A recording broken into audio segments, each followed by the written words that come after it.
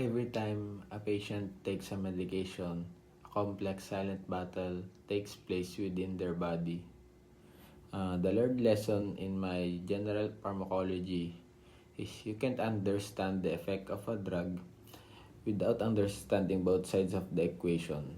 Hindi ko naman po masyado papahabain tong aking summary or ano. Pero mga naaalala ko po ay mga basics lang po kasi po sa iba ay medyo nahihirapan ako. Pero tinatry ko pa rin po intindihin kung ano yung mga pinagkaiba nila dun sa basics kaysa dun sa mismong drug interactions, ganun.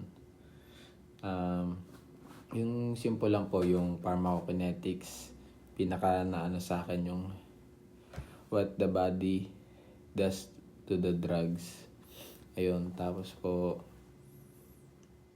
gusto ko pa po mas malaman yung ibang effect nila sa katawan natin. Tapos ayun po, mas iintindihin ko pa yung iba para hindi lang po yun yung alam ko or mas ma-improve ko pa po yung ibang kaalaman ko para if ever may mga nag-question sa akin in the future na kung ano nakaka-apekto dito, ganyan.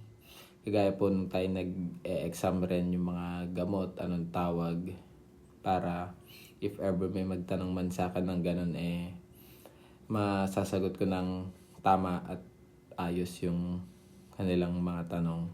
So, yun po yung aking summary dito at mas pag-aarali ko pa po ito ng mabuti para mas marami po akong malaman.